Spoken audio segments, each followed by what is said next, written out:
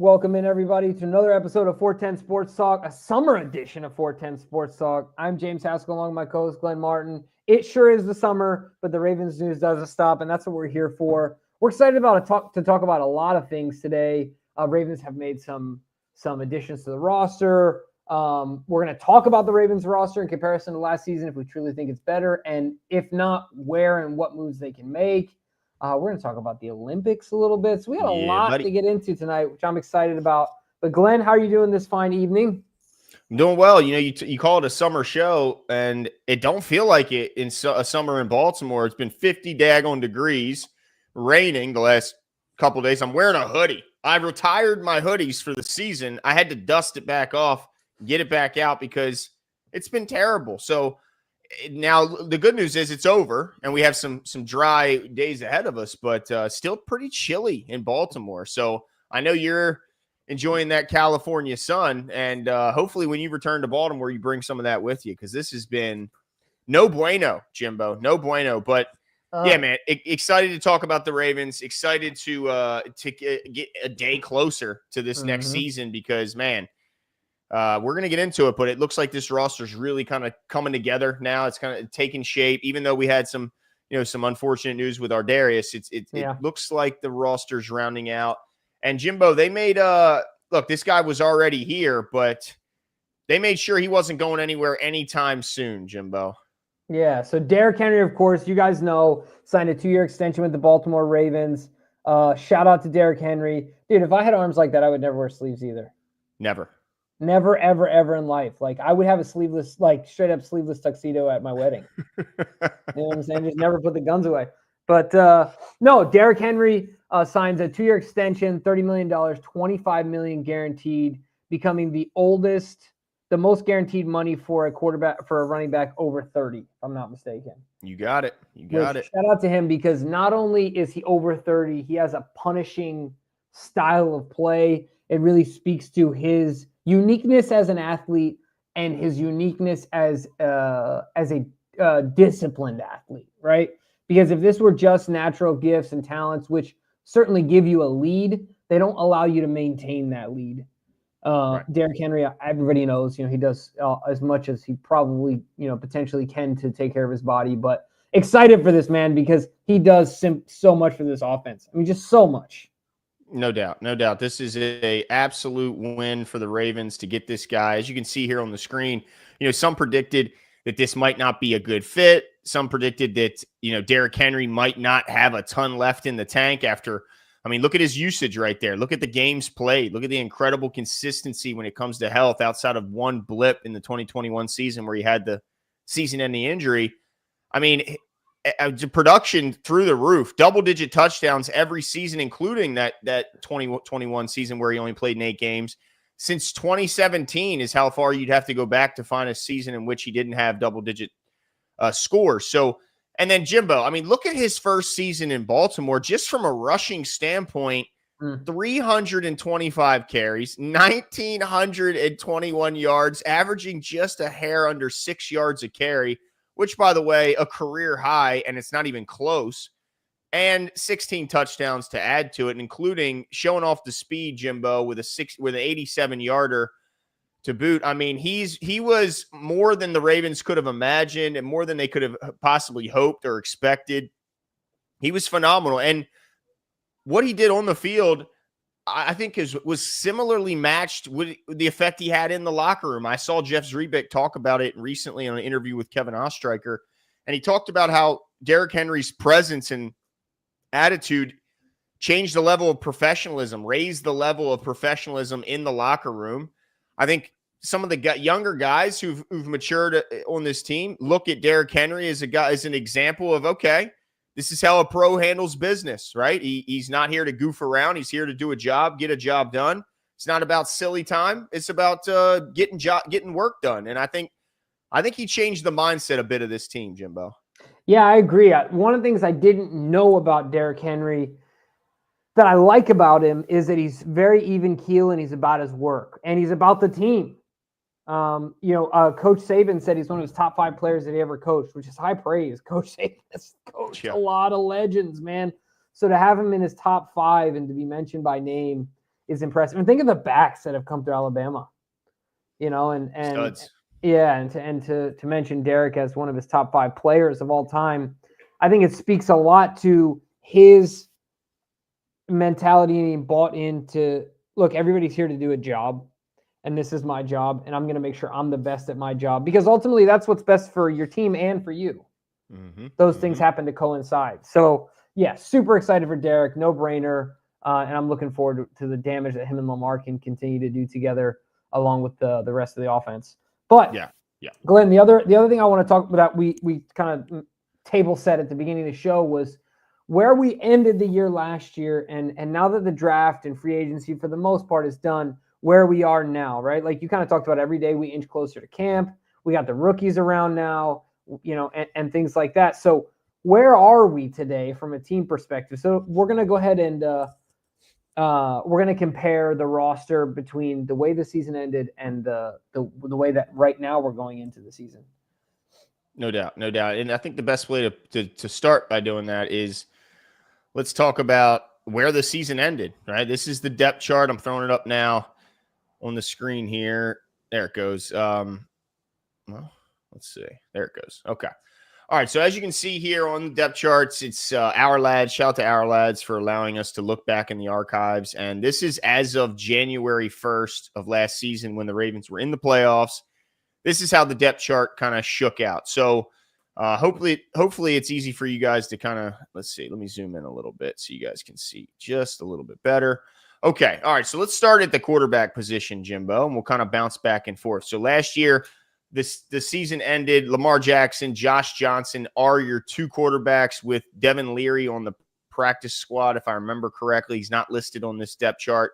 Could be an omission, or it could be that he was on the practice squad and was elevated game day, I'm assuming. But Josh Johnson, Lamar Jackson are the room. And then let's see here. Today, that room is essentially Lamar Jackson and Cooper Rush. So, Jimbo, is that a better backup, essentially? Cooper Rush? I have to say, I don't know a ton about Cooper Rush. Naturally, we've seen Cooper Rush on TV more than we would have seen other backup quarterbacks, because when he's been in, the Cowboys somehow always end up being on national television, even though they are putrid as a football team and as a franchise. But they, so we've seen him play to that point. Yeah, I think this is definitely an upgrade. I mean, he's a serviceable backup is where I would categorize him. Yeah, I think that's about as good as it gets when it comes to backups. You're not going to find too many studs out there. What's wrong with Jimbo? What's wrong with Jimbo's mic? I thought he sounds okay. It's just because it's the headphones, guys. Sorry, okay. I'm traveling, so I didn't take the mic with me. Gotcha. You know how long I didn't even notice. You know how long it would have taken me to get through security with that thing? That's true. God. That is a fact. All right, so quarterback, I have a tally here. So quarterback goes to 2025's roster over 2024. I like the tally. Okay. All right, let's go to running back. So as you can see here, I'm throwing it back up on the screen. Running back, where is it? Okay, Derrick Henry, Justice Hill, Rasheen Ali. Not a whole lot of differences this year. Virtually, I'm going to call this a tie because it hasn't changed, Jimbo. Yeah, that's fair. It has not changed. It's literally identical. Keaton Mitchell, Rasheen Ali round out the group, but yeah, there's no adjustments to that particular position, and rightfully so, because I don't think you'll find a much better complementary 1-2 punch than Derrick Henry and Justice Hill. Their skill sets just kind of perfectly complement one another. Justice Hill, the all-world third down back, the blocking he does, the receiving back that he is. You don't need anything extra. And Keaton Mitchell is here, so if you do, you get a little extra boost of explosiveness if need be. Well, that's what I was going to ask. If we're going to split hairs, I think it's also fair to say that going into this season, one of the X factors for the Ravens offensive roster will be Keaton Mitchell being a year off injury. Ooh, good point. You know what I'm saying? Because think about what he was when we saw him out there. And last year we just didn't see that, but we also didn't expect to see that right away. Like, I don't think I was concerned because he was still so closely removed, right? Like recently removed from the injury. So that's certainly something to look out for. He's definitely going to be more than a kick returner, punt returner type guy this year. He's going to have more of a role in this offense. Naturally, he's going to have to show that he's made his way back, but I don't have any doubts. I think he'll show that. So that's at least something to keep an eye on. So if I had to split hairs, even though person for person it's the same depth chart, but certainly a healthier Keaton Mitchell at least gives this team a bit of an advantage going into this season. That's a good point. And the one thing that I think it would be interesting watching going forward this year is it as difficult as it was for Keaton Mitchell, albeit coming off an injury, to break the lineup and actually get the ball in his hands and get snaps. It was tough last year with those two running backs. I think it's even tougher this year, Jimbo. Because you talked about him as a return man. Well, I think we got some guys that are going to really challenge him for his ability to keep either one of those jobs. I'm not so sure that he is the return man this season. When you look at the young guys with Wester and of course our guy Dayton Wade. Yeah, man, it's going to be a tough job for Keaton Mitchell to get on the field in any capacity. I think he'll make the team because, of course, injuries are a real thing and they could happen at any moment. But man, if injuries don't take place, Jimbo, it's going to be tough for Keaton Mitchell to get on the field.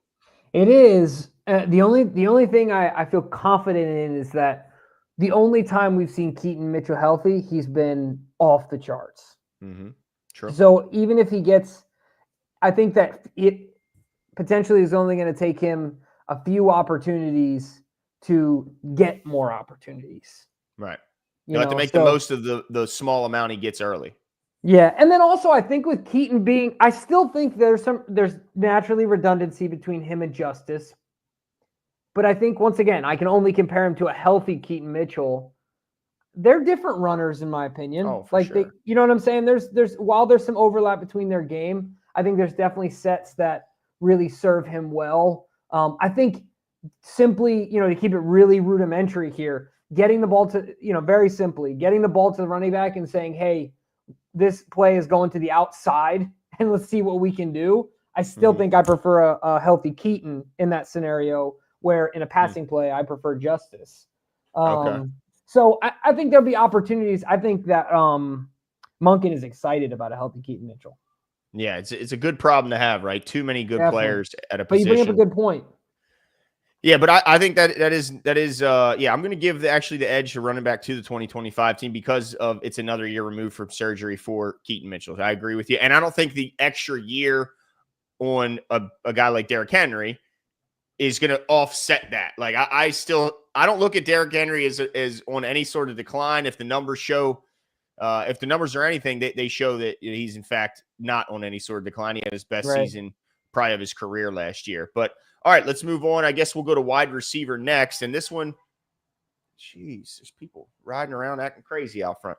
Wide receivers, not a lot of changeover in this position either. When you look at, certainly Nelson Aguilar is no longer here. You can see Zay, Rashad Bateman are still here, Tez Walker.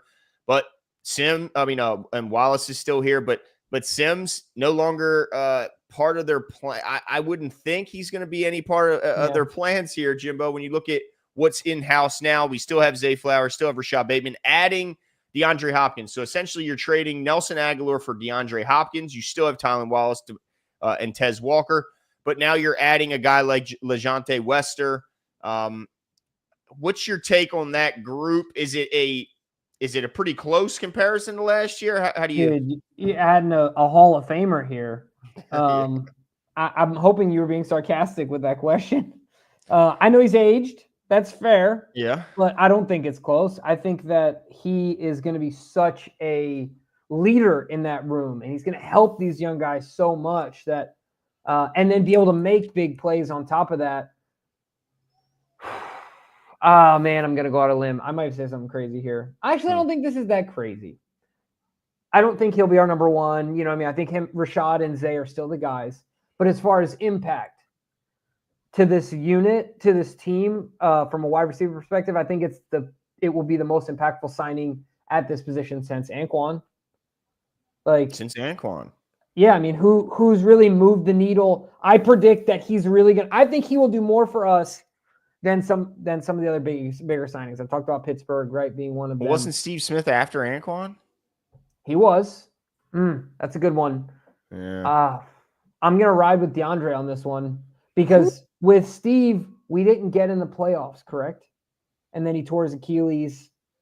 Yeah, I don't remember how he ended up. I know he was certainly impactful though. I think that Holy, first year he was I think he was a 1,000-yard receiver, right? But I don't know yeah, if he made. Oh, I yeah. hate that I'm blanking on this.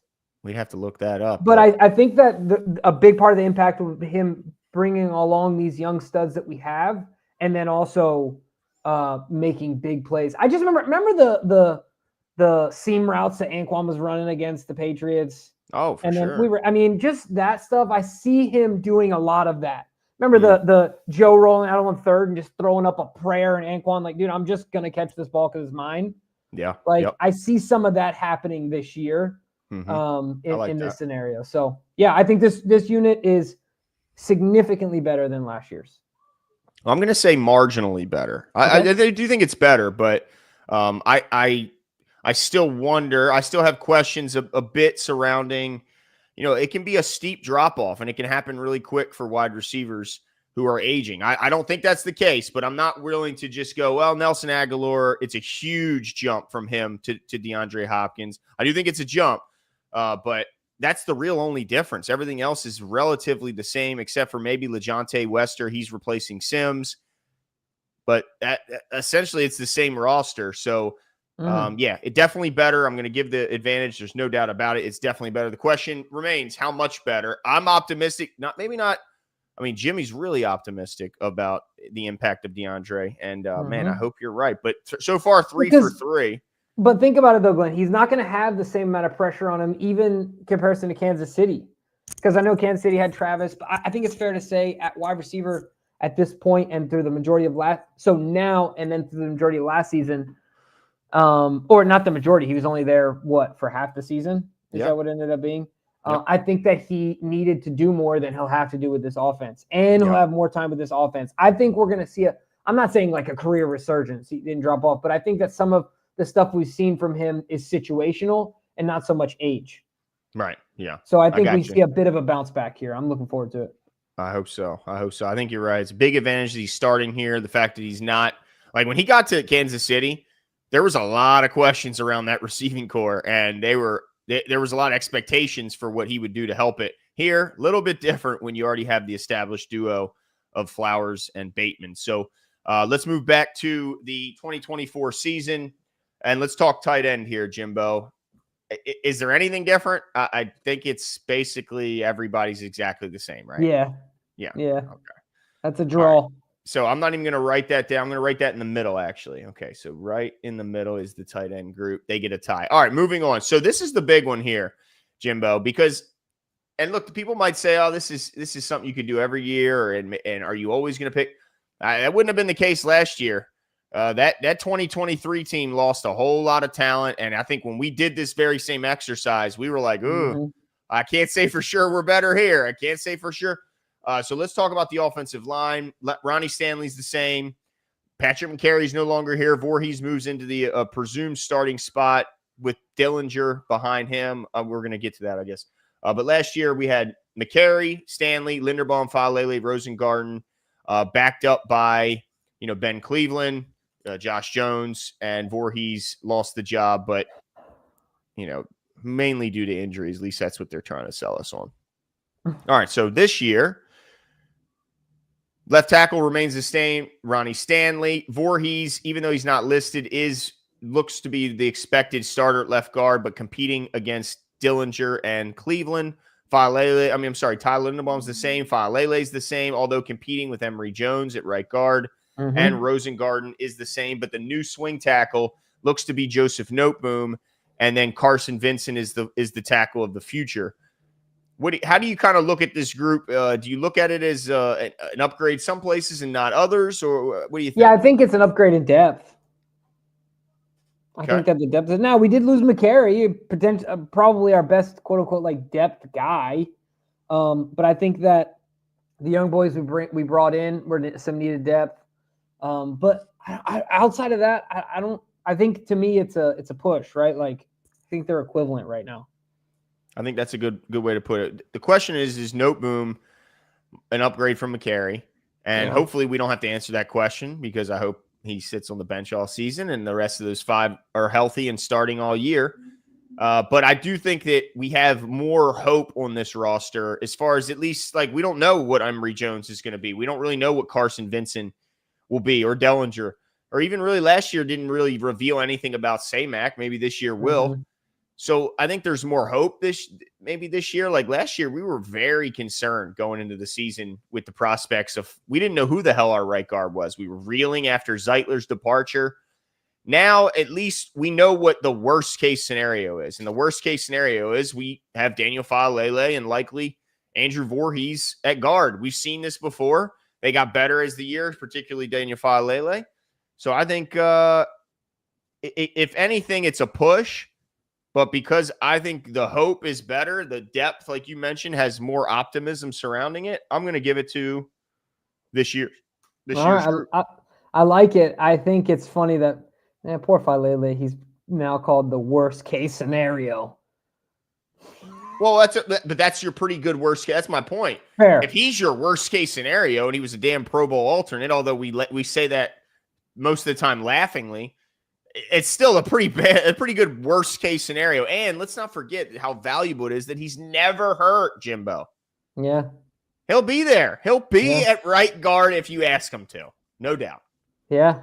And look, I don't think I can say the same to what I talked about with Keaton and get a point here, because you can say this about every position group, because everybody theoretically gets better every year, at least on the upward arc of their career. But certainly we hope that he's still young enough in his career and young enough at the position that we can still hope and potentially even expect some improvement and some sizable improvement there for him, as last year was his first full year going in there. So I do expect there to be some improvement. Oh, and that could be said same for Roger, right? Like Roger was a rookie last year. I mean, imagine how much more comfortable that guy feels in year two. All right, so that I'm definitely, now that you said that, I'm definitely feeling good about giving the edge to the 2025 Ravens. All right, did we hit the whole offense there? I think we did. We hit the whole offense. All right, let's move over to the defense will be intriguing. Yeah, let's move to that defensive side of the ball. Let's start with the defensive line. Still have let's go back to last year. Fact. Okay. Because Michael Pierce, man. Yeah, so you still got Brody, you still got Jones, and still have Matabike, but you do not have the two backups listed right there, and Brent Urban or Michael Pierce. So you lost two veterans, two guys that are super good in the locker room and also very good players. So as it stands right now, Broderick Washington's still there, Travis and Nnamdi Matabike, but backing those guys up right now is a combination of Ravenel and Okoye, but why is it not showing? Just signed a big D tackle, and it's not listing him. Jenkins. Oh, what is that? Yeah, the dude from the Raiders, right? Yeah, the Jenkins, long time, run stuffing D tackle in the league. I'm surprised because usually, I remember watching how this got updated when Ardarius's injury was. It was instant that they had the O next to his name. I can't believe they don't have Jenkins. Maybe he hasn't officially signed. He's going through the physicals and stuff, but Jenkins is here and he's the backup, followed by the guys you see on the screen.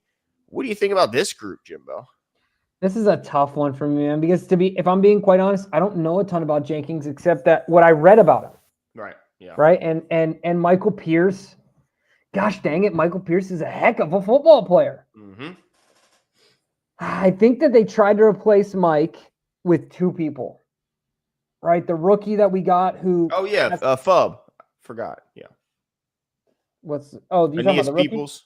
Yeah, exactly. So he's got some pass rush ability, and then the big boy out of Las Vegas to be a run stuffer, right? So I think that there's potential. I would be. I don't know if pleasantly Peoples. surprised. I don't know if I would say pleasantly surprised. I guess pleasantly surprised is the term. If we were equivalent to last year, but right now, I think Pierce is a big blow, dude. Yeah, I think that's fair. I have obviously high expectations, or more high hopes than not really expectations for Peebles, but particularly on as a third down disruptor. But I also understand that the loss, you just can't act like Michael Pierce isn't a big loss, and even oh my goodness, Brent Urban. I think Brent Urban's a underrated loss. Not like a guy who's really going to move the needle a ton when he goes in there, but he's a solid player who's typically healthy. He's a huge guy who obviously helps the team on special teams and get his hand up there for blocking the field goals and such. But yeah, I gotta give the slight nudge to the D line of 2024. I think that's fair. Yeah, I agree. And like you said, I'm hoping for otherwise, but I can't in good faith right now give it to this team as much as I'd want to. Yeah, and look, maybe Travis Jones takes a huge leap in a big year for him, and maybe he's the reason why we're later looking back going, maybe we missed on that one. But let's move on to inside linebacker here, Jimbo. We have have quite a changeover at this position as well. Roquan Smith and Trenton Simpson are still here, but Malik Harrison moves on. Chris Board moves on. Is Christian Welch still here? I'm not sure if Christian Welch is still here. I see. But currently on the roster, Roquan, let me move it. So Chris Board also, by the way, no longer. Yeah. Chris Board and Malik Harrison are both gone. All right. So let's see this year as it stands currently. So you still have Roquan and Trenton Simpson. They did draft Teddy Buchanan, who I really like what I've seen from him. Seems like a high motor guy, a guy who can really pursue, takes good angles, and looks like a sure tackler, but he's a rookie. And we've had high hopes for rookies before who end up being, busts. So is it fair to say that this group, I would grade it as incomplete because I expect them to add to this group. You don't lose, Chris Board and Malik Harrison, the amount that they produced last year for you on both defense and special teams. I don't think you just let those guys walk and don't replace them by some sort of veteran presence. But what's your take on the linebacker position? Yeah, and just as an update, at least according to what I can see, Christian Welch is currently a Baltimore Raven for the 2025 NFL season. Okay, so he stays. Okay. Which is big for special teams. Yeah, big time. I have really high hopes for Teddy out of Cal. I think he ends up being the starter. I think he takes Trenton's job. Wow. Yeah, I think that he steps in right away and becomes an absolute. Have you given up on Trent? I think I have. Damn. Because he got his position got piecemealed last year, right? Like, yeah. You know what I'm saying? So that just was not a good look to me. Yeah. So I think right now, man, but you lose Malik Harrison, you lose Chris Board, both of the guys who kind of held it down after Trent got yanked, right? So I think I have to give it to last year right now because those guys are more proven commodities, albeit not, they're not making Pro Bowls right now, but certainly we don't know what Teddy's going to be, even though I have big expectations for him. I think, like I said, of outside of Malachi, I guess all three of them, but I think of those three rookies, Malachi, Mike, and Teddy, I think that those are our early starters, like known starters. I think we see early on. Wow. Shout out to Don C for the 5 gifted memberships. I think you're right, Jimbo. That's a good point. What if right now, if the God forbid Roquan Smith were to be forced to miss 3 games, who's our starting middle linebacker? Because last year we were concerned when Malik Harrison was put into that exact situation when Roquan was forced to miss a game. And all Malik Harrison did was go get 14 tackles and have a fantastic game and really solidify his role next to Roquan going forward. Who the hell? I mean, you'd feel real shaky if Roquan was going to be missing any time in this upcoming season, even if it's just the second half of a game. If he gets banged up mid-game, I'm not feeling good about it. So, man, I like Teddy, and I think, but you can't expect a lot from a rookie. It's a pretty big leap at linebacker, taking on these linemen who are much bigger and stronger and better at this level. So he reminds me of the Cincinnati kid out of Wyoming. Oh, Logan. Yeah, he reminds me a lot of him. Yeah. Oh, he certainly became a tackling machine instantly. Let me see here. Don C goes on to say, "Do I need to grow a beard or rock a sweet stash to be a member of 410 Sports Talk? Daniel Kunamoto should go with the handlebars. Looking good, boy. You know what? This is probably the last time you're going to see it. I'm done with it. Really? I'm done with the experiment, dude. You know what? I'm done with it. It's starting to bother me, dude. I'm eating, and like a corner of my mustache will get sucked into my, and I'm like, I have to pull my mustache out of my mouth. Okay, Jimbo, it's not good. And then hair will grow out. It'll curl back, and then it'll tickle. Dude, the thing I was not expecting was the face hair to like neck beard. Yeah, like the ratio. You have a solid neck beard. You know what I'm saying? Yeah. But I wasn't expecting the discrepancy.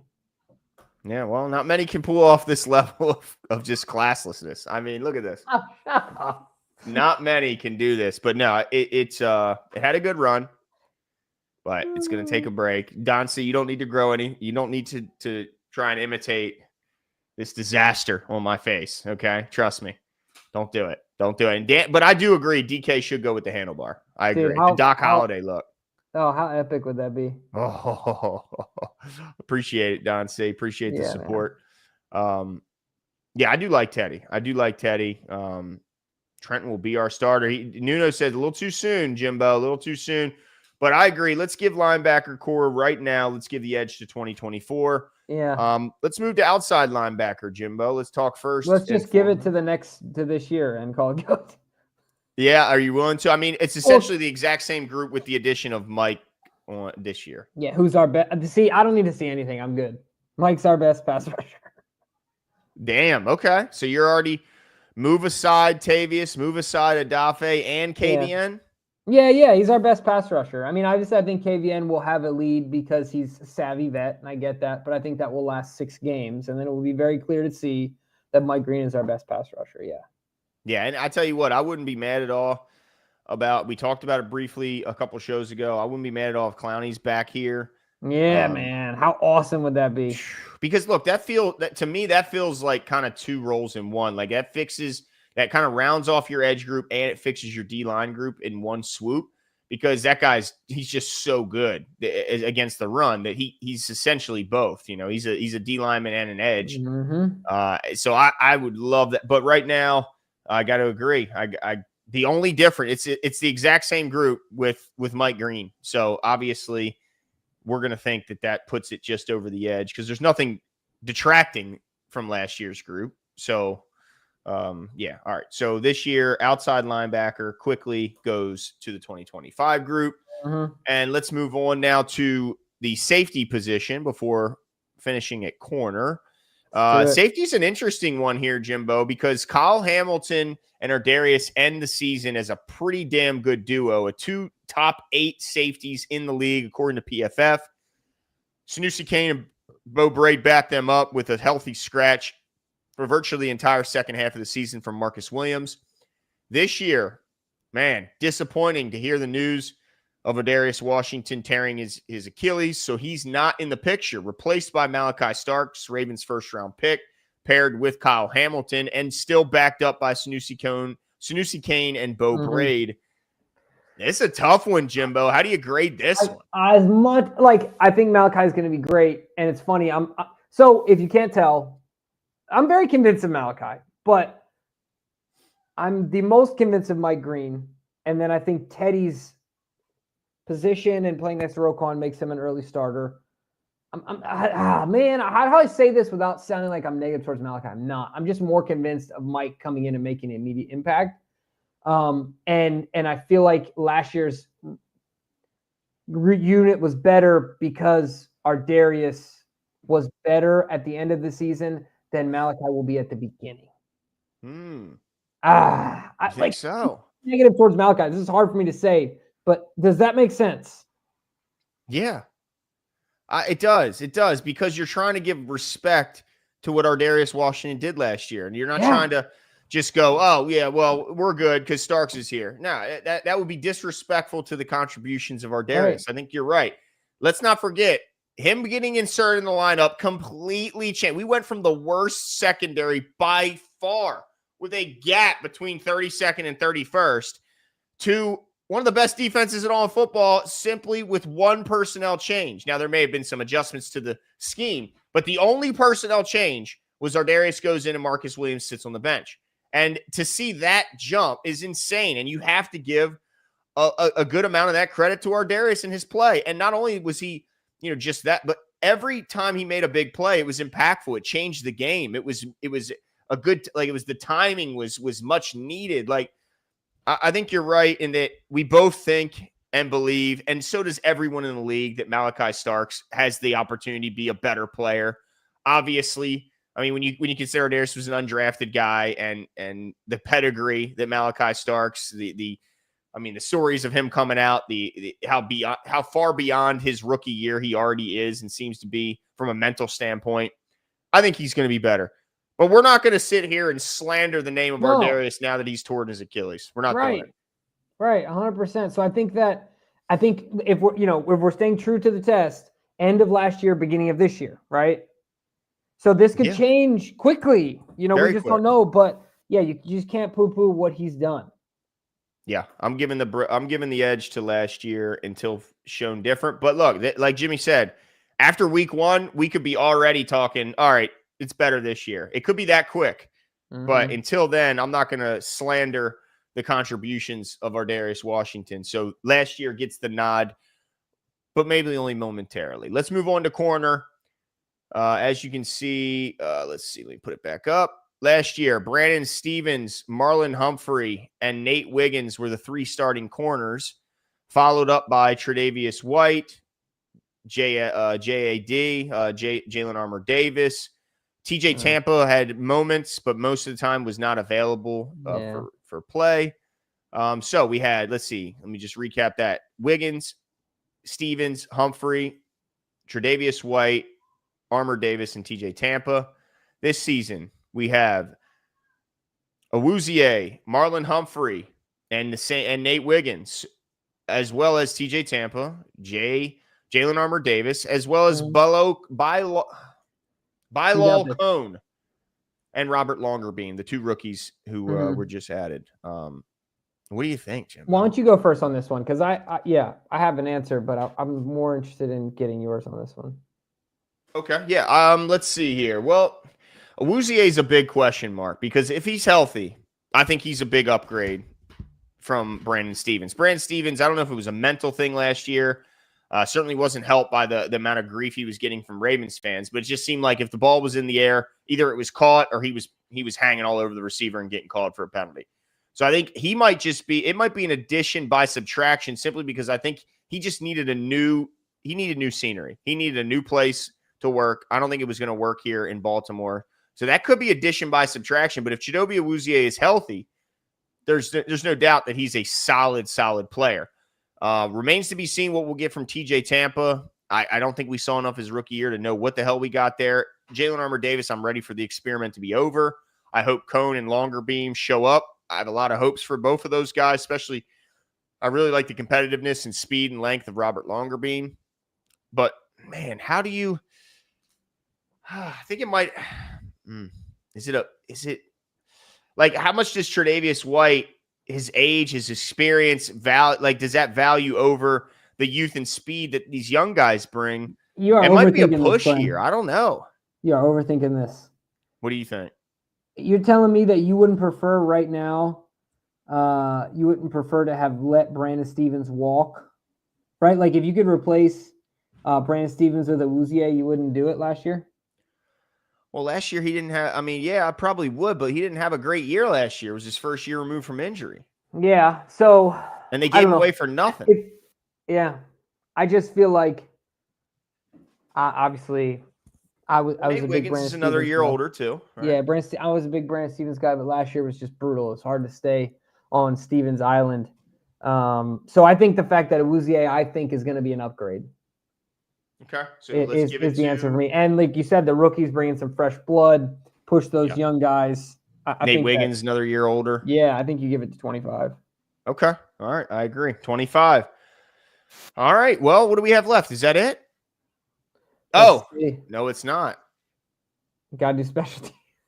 Special teams it is, Jimbo. And I am actually interested in your take here. They have the same punter, obviously, with Stout. Yep. Got the haircut, so he'll be better. Yep, same long snapper in Nick Moore. But a much different kicker. They go to Tyler Loop, at least right now as it stands. Moving on from arguably the GOAT and Justin Tucker. But he had a bad year. Like, not even with, like, we're not doing career achievement awards here, Jimbo. We're doing last year, January 1. Are they worse? I think right now I have to say yes. Right? You kind I of have do, to. right? Yeah, you have to, right? Like, it's okay to take a step back to then set yourself up to take 10 steps forward, right? Yeah. But I can't say they're better right now. I mean, I have question marks around him as a kicker, question marks around him kicking in the AFC North with the weather. Think about kicking in Cleveland and Baltimore, obviously, where he'll be kicking a ton, in Pittsburgh. Keep your hands to yourself, Tyler. Dude, do it. Keep your hands to yourself. Thankfully, he's already, well, I don't know if this matters, but at least with Justin, the timeline seemed to match. He's already engaged. And so I'm assuming he'll be married soon. So, with Justin, the buffoonery seemed to be left behind after he became a married man. So that's a good point. That's a good point. We'll go with that. But yeah, do you agree with me there? I also think it's noteworthy that right now Tylan Wallace is the number one punt returner because I like that. Stop playing games. Tylan's the guy. Let's give him the ball. Yeah, he does have a walk-off game-winning punt return for a touchdown in a huge game last year. So, or was that 2 years ago? 2 years ago? Was it 2? I think it was last year. Was it last year? Oh my gosh, I'm getting old, Jimbo. All right, let's recap then. We're saying that the only position we had one push, Jimbo, tight end, because of course it did not change. But we're saying that the areas in which the Ravens got stronger, at least on paper, are quarterback, running back. Now, running back was a bit of a tweener because we're really just banking on a healthier. It's essentially the same group. Yeah. Wide receiver, offensive line, outside linebacker, and cornerback. They got worse, at least right now, at D-line, linebacker, safety, and special teams. Is that fair? Yeah. Okay. I think it's a better team. Overall, yeah. Certainly better offensively in virtually every category. It looks like the spots we're saying they've gotten worse are all on the defensive side of the ball or special teams. Yeah. But yet to be seen in some of them too, right? Like safety's a big one. Yeah, safety's a big one for sure. So yeah, and the corners, we kind of, I think we graded them differently, right? Like I think you maybe feel a little bit better about last year because Awuzie has such a question mark. Well, if one thing we could count on for Brandon Stephens, he was at least healthy.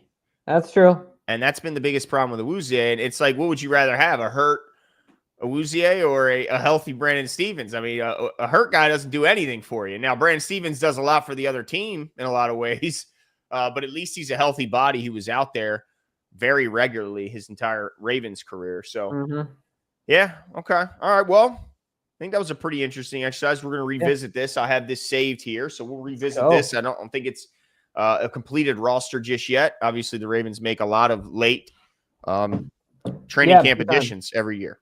Yep, absolutely. Now we're going to talk about the Olympics as well. We'll end the show with that. I think that's exciting. Yep. Before we do, Glenn, you need to put yourself on center stage because I need to see a man about a horse. I can't hold it anymore. I got you. Okay. I got you. All right, let me put him in the waiting room here. There we go. All right. So if you guys have not heard, I think it was yesterday, news dropped that the NFL players are allowed to participate in the upcoming Olympics, where flag football will be added for the first time. Now the U.S. already has a flag football team, and a lot of their players are saying, "Hey, we kind of built this, we've earned this, and we want to represent Team USA, and we think it's only fair. It's a different game, it's a different sport in a lot of ways than tackle football. It's 5-on-5. It's a 12-man roster. Some players play both ways, not all. You do have some specialists. But with a 12-man roster and 5-on-5, you're going to have some guys playing both ways. And so it kind of got us thinking, like, if you're looking at our current roster, if you had to build the best Olympic 12-man flag football roster, who you taking? Because I do think you got to take some specialists, but I think we could build a pretty damn good roster. Now, I see John Jay says, don't do it. Any risk is a risk too many. Interesting. Okay, well, let's talk about that first.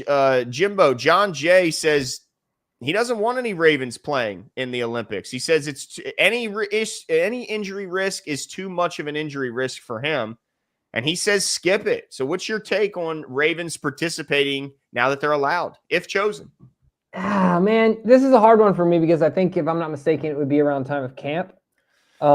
But I also can't tell a guy to just give up on a childhood dream, like not want to raise a gold medal for his country. So for me, I leave it in their hands. I'm not even getting, like, if something happened, you win the gold medal, you end up getting injured. I don't think I would be upset about that because I think that's a worthwhile pursuit. I think it's just such a cool thing. Look, at the end of this day, we live this life to tell stories. That's why we do things. Dude, how cool of a story is it to say, I'm a freaking gold medal. You know what I mean? I'm a for my country. I won a gold medal and represented, where I'm from. So I can't be too upset about that. That's how I now feel without knowing the schedule and how like how practice intensive it is. I don't know how that would work if you did want to did want to represent the team. I don't know the rules around if teams have to allow your players to that kind of all still, I think, remains to be seen.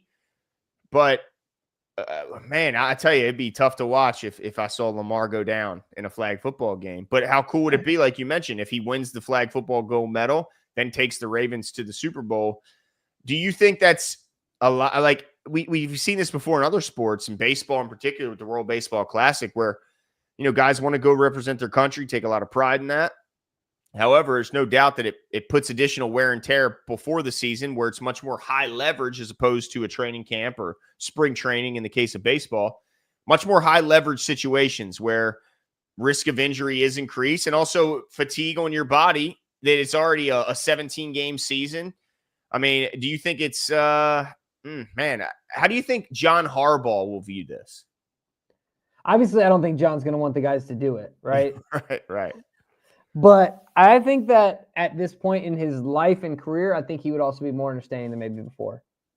Okay. I don't know. All right. Yeah. Okay. I'm excited about it, but I mean, who are the if you had to, I mean, you didn't dig into this while I was. No, let's get into it.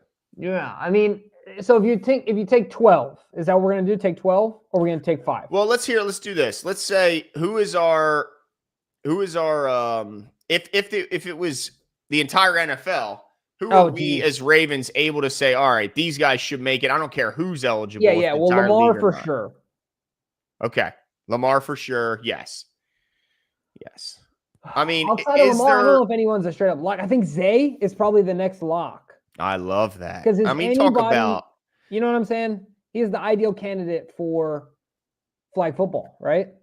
Yeah, I mean, what you want is guys that can make you miss, not like a Derrick Henry who breaks tackles and runs through guys. You want guys who can shake guys out of their jockstrap. Right, exactly. Now, Jax brings up a point. I've seen Hamilton being floated around. I just don't know, but I don't know if he's a lock for the NFL. Like, if you're talking the whole NFL, lock. If there's one defensive specialist in the entire league, I guess that's fair. Is there a single other human being who's a defensive player in this league that you would want over Kyle Hamilton? I don't think so. Yeah, Fred Warner's a really hell of a he's but the thing is that if he's running against Zay, you know what I mean? That's why. What I'm saying is that's a good point, because Fred Warner would simply, based on, he would not be able to keep up with these wide receivers, right? I don't think so. I mean, if there's any linebacker who can, it is him, because But it's just an unfair. It's not fair. Right. You know what I mean? So I think it's going to be a lot of safeties, corners, wide receivers, running backs, and then, of course, the greatest flag football quarterback prospect in the history of the world, Lamar Jackson. I mean, holy smokes, that guy. But I'm gonna put Kyle Hamilton on my list, because Zay Flowers, to me, there's not many receivers, not many offensive players in the league who are more shifty. Like, this guy is legitimately shake you in a hallway, you don't even touch him type shifty. So I feel good about him. I feel good about Kyle Hamilton. I tell you what, Nate Wiggins is an interesting guy too, because of how fluid of an athlete, how fast he is. Yeah, right. He's just straight up, incredibly fast. He's an absolute burner. And if you're telling me I got 12 got length roster, and size, you know what I'm saying? Yeah. And you're telling me I got a 12-man roster, I'm going to have some defensive-only guys. But also, I could take Nate and go, hey, run a streak for me. You got 4.2 speed. Go out on offense and run a streak. I'm throwing it to you. I'd really like him. What do you think about Marlon? I don't know if he does anything for you on the offensive side of the ball. Yeah, he doesn't have good enough hands. Yeah. He'd be a defensive specialist, that's for sure. We need one more guy. What do you think about the running back position with Justice Hill? Oh, Justice would be a nightmare. I also think Keaton would be a nightmare. Keaton could be but tough. I think I'd have to give the edge to Justice because I think he has more versatility to his game. Yeah, I think I might have to as well. And Justice is a good tackler also. Remember, he has a lot of special teams tackles in his career. So let's not act like he can't pursue, take good angles. Okay, I'm going to go with that group. And he's obviously apparently, I shouldn't say obviously, but apparently he's the smartest guy in the running back room. He always gets all the quizzes right. That's a good point. They did mention that. Yes. Well, all right. So that's our 5. Lamar Jackson, Zay Flowers, Kyle Hamilton, Nate Wiggins, and Justice Hill. Let me see if chat has anybody. Okay, Jackson. Oh, see, likely, I don't know, man. I just don't know if he has, like, for flag. So his size would be a serious problem, right? So he might be an offensive specialist, right? Ashton Genty. Okay. You're talking about. But how do you feel? I firmly, I'm going to say this because my team. So I firmly believe that if this were an NFL scenario where we had to take our 5 best and put them against any 5 in the league, I think based on the fact that we have Lamar and Zay along with Kyle and Wiggins, I don't think anybody would feel the better 5 because you run down the best quarterbacks. Sure, Patrick Mahomes can sling it, but running as impactful as in tackle, holy crap, running as a quarterback in a 5v5 situation, I feel like can only be more impactful as a quarterback, right? So you think of Joe, you know what I mean? You think of Joe Burrow, you think of, I guess Josh Allen might be a good flag football quarterback, but he's not an evasive guy. Yeah, he's a run you over guy. Yeah, you know what I mean? Or, so, and plus, who else is on the Bills other than Josh Allen, let's be honest. So I think the Ravens would be firmly, on paper, would have the best flag football team. Yeah, and I'm torn now. I saw somebody put LeJontay Wester in the chat. Oh, man, I think he would be fun because that dude, another make you miss type of guy. Dayton Wade be really fun over maybe Justice Hill. But you're right. There's not many teams because if you guys haven't looked it up, just look up Team USA flag football highlights and look how much the quarterback runs. I mean, this dude is pump fake, sprint, pump fake, spin, hit a guy in the corner of the end zone. Like, I mean, he is constantly running and on the move, faking guys out with pump fakes and yeah, Lamar Jackson will be an absolute god in that scenario. Yeah, I think it would be a real I mean, Zay would just be unbelievable. You know what? Man, I'm still going to go with Justice because of I think he brings the most versatility over both sides. Over LeJontay Wester and over Dayton Wade. I think you have to. Because I think he has the most experience tackling, so you take the best like pursuit angles on top of what he brings on offense, which is just bring back Crockett Gilmore.